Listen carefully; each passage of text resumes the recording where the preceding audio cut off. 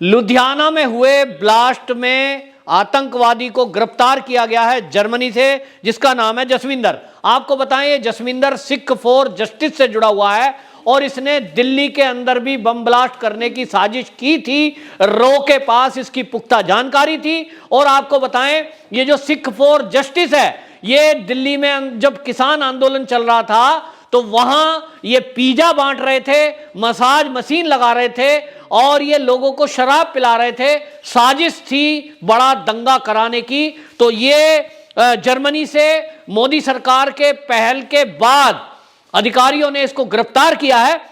और जांच में ये खुलासा हुआ है कि ये जो सिख फॉर जस्टिस से ये जसविंदर सिंह है, इसका संबंध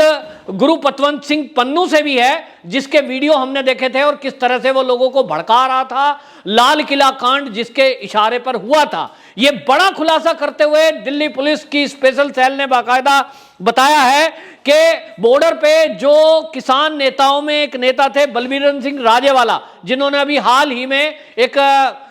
पार्टी बनाई है और बलविंदर सिंह राजेवाला की ये हत्या की साजिश भी कर रहा था। और इस हत्या की साजिश के लिए मध्य प्रदेश के जीवन सिंह को इसने भड़काया था, तैयार किया था और इसकी बातचीत चल रही थी। लंदन से बैठा हुआ ये व्यक्ति फोन कर रहा था और यहां एक सिख को इसने इस बात के लिए तैयार किया कि तुम राजेवाला की हत्या कर दो, मैं तुम्हें इतने पैसे दूंगा। और ये बात सारी इंटरसेप्ट हुई। दिल्ली पुलिस की स्पेशल सेल ने बाकायदा बॉर्डर से इस व्यक्ति को गिरफ्तार किया था, जिसका नाम था जीवन सिंह। जी हां, ये मध्य प्रदेश के जीवन सिंह को गिरफ्तार कर लिया गया था।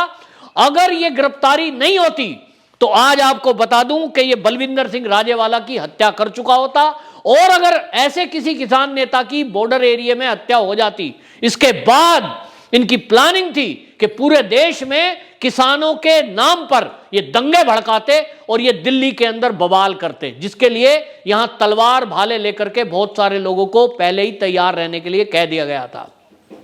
लेकिन दिल्ली पुलिस की स्पेशल सेल और हमारे देश की रॉ, ये एजेंसियां पहले से सतर्क थी। इनके पास पहले से ये इनपुट था कि ये जो किसान आंदोलन है ये तो फर्जी है। इस किसान आंदोलन में 3 कृषि बिल से विरोध किसी का भी नहीं है, क्योंकि तीनों कृषि बिल में ऐसा कुछ भी नहीं है जो किसानों के लिए नुकसानदेह हो। फिर यह आंदोलन क्यों? जब इस प्रश्न का उत्तर सरकार ने खोजने की कोशिश की, देश की एजेंसियों को एक्टिव किया कि आखिरकार यह आंदोलन क्यों चल रहा है, पंजाब से चलकर यह आंदोलन जब दिल्ली में पहुंचा तो चौंकाने वाले खुलासे जांच एजेंसी और हमारी गुप्तचर एजेंसियों के पास जो आया वो खुलकर आया कि इसके पीछे तो बहुत बड़ी साजिश है। देश में खालिस्तानी मूवमेंट को फिर से चलाना, पाकिस्तान के आतंकवादियों को देश में स्टेबल करना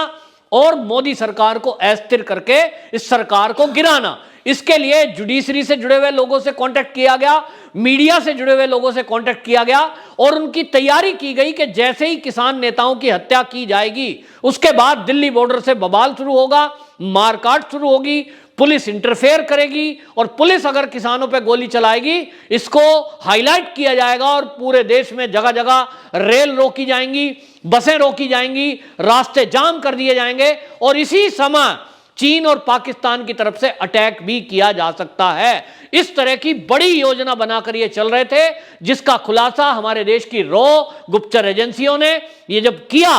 तो इसके बाद सतर्कता बरती गई। और इसी सतर्कता के कारण आपको याद होगा कि दिल्ली के अंदर 26/11 हुआ। इस 26/11 के समय इसीलिए पुलिस वालों को निहत्थे वहां ड्यूटी पर लगाया गया था और सबको निर्देश था कि आपके ऊपर कोई भी कुछ बल प्रयोग करे,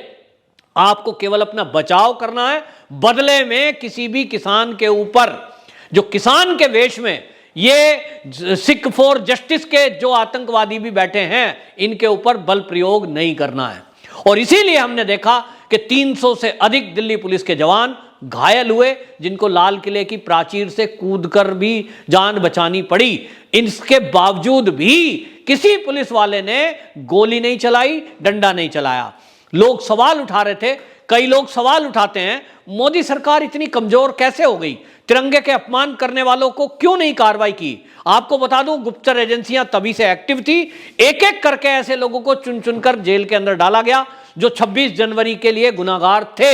लेकिन क्योंकि इसके अंदर ऐसे लोग भी बैठे थे जो यहां भारत में फिर से सिख हिंदू दंगा कराकर माहौल खराब करना चाहते थे, और क्योंकि चुनाव पंजाब में भी आ रहा है और पंजाब में इन लोगों ने पूरे देश के अंदर यह माहौल बनाना शुरू कर दिया था कि भारतीय जनता पार्टी के लीडर कोई आएंगे, उनकी गाड़ियों के आगे लेट जाओ, उनकी गाड़ियों पे हमला करो, और अगर बदले में वो कुछ करें तब फिर उनको घेरो, और इसको टारगेट करना है मोदी और योगी को। हमने देखा लखीमपुर खीरी कांड हुआ था, वहां लखीमपुर में वो दुर्घटना है या घटना, इसकी अभी जांच हो रही है, रिपोर्ट अभी सामने नहीं है, लेकिन प्रथम दृष्टया जिस तरह से शुरुआत हुई थी, हमने देखा कि वहां भी इसी तरह का मामला हुआ कि उप मुख्यमंत्री आने थे, हेलीपैड को घेर लिया गया, नेताओं की गाड़ियों पर हमले किए गए, और अजय मिश्र टेनी का बेटा जो आशीष टेनी है, वो जब जान बचाकर भाग रहा था, कुछ लोग गाड़ी के नीचे आए।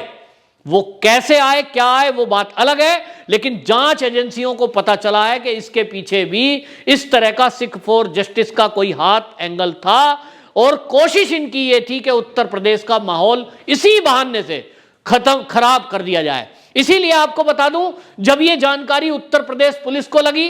कि नेताओं की हत्या हो सकती है, उसके बाद आपको बता दूं, जो राकेश टिकैत आए दिन मोदी जी और योगी जी के खिलाफ उल्टी सीधी बातें करके भड़काऊ बयान दे रहा था, उनको भी उत्तर प्रदेश के पुलिस की सुरक्षा दी गई। सवाल उठ रहा था, राकेश टिकैत से पत्रकार पूछ रहे थे, क्या आपने पुलिस की सुरक्षा मांगी है? उन्होंने कहा नहीं, मैंने तो नहीं मांगी। फिर मुझे मिली क्यों है? वो इसलिए मिली थी क्योंकि देश की इंटेलिजेंस जो एजेंसियां हैं, उनके पास ये इनपुट था कि खालिस्तानी मूवमेंट चलाने वाले लोग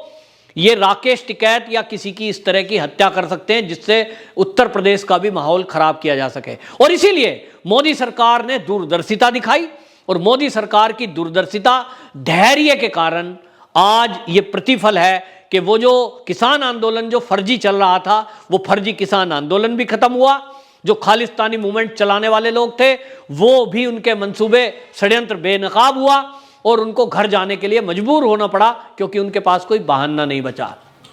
इस मोदी सरकार की सफलता के बाद ये संगठन वाले जो लोग आतंकवाद को बढ़ावा देना चाहते थे, बौखला गए, और इसी बौखलाहट में उन्होंने पंजाब को टारगेट किया, लुधियाना में बम ब्लास्ट किया कोर्ट के अंदर, जिसके लिए उन्होंने चुना वहां से बब्बर खालसा इंटरनेशनल से संबंध रखने वाला गगनदीप सिंह, जो कि पुलिस से सस्पेंड था, और उसको उन्होंने ये काम दिया कि तुमको ये बम इम्प्लांट करना है, जिसके लिए एजेंसियों के पास जो जानकारी मिली है वो ये कि इसके लिए 2 किलो RDX का इस्तेमाल हुआ। अब आप समझ सकते हैं 2 किलो RDX का मतलब क्या है। यदि ये बम ब्लास्ट उस समय होता कि जब उस बाथरूम में कोई जज या कोई ऐसे बड़े व्यक्ति जा रहे होते,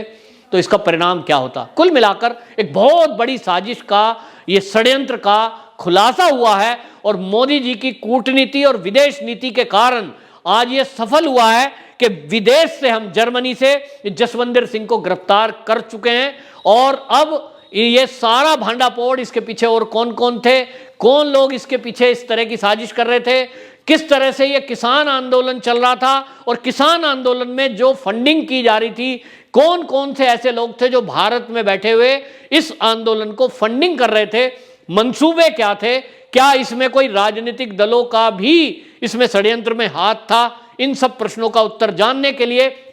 ये जो आतंकवादी पकड़ा गया है, इसको भारत में लाया जा रहा है, और भारत में आने के बाद ये जल्द ही खुलासा होगा। निश्चित रूप से चौंकाने वाले सत्य सामने आने वाले हैं, और जिस तरह से लोगों का कहना है ये है कि जिस तरह से हमने देखा है कि इस देश में कांग्रेस ने देश की आज़ादी के बाद से हिंदू आतंकवाद सब गद के हिंदुओं को बदनाम करने की कोशिश की, इसी तरह से ये सिखों के द्वारा इस तरह के काम कराकर कहीं सिखों को तो बदनाम करने की साजिश नहीं है, ये लोगों का क्वेश्चन मार्क है। इन सभी प्रश्नों का उत्तर जानने के लिए जांच एजेंसियां, सुरक्षक एजेंसियां और दिल्ली पुलिस की स्पेशल सेल जुटी हुई है, और इन प्रश्नों के उत्तर शीघ्र ही हमारे सामने आएंगे। वंदे मातरम।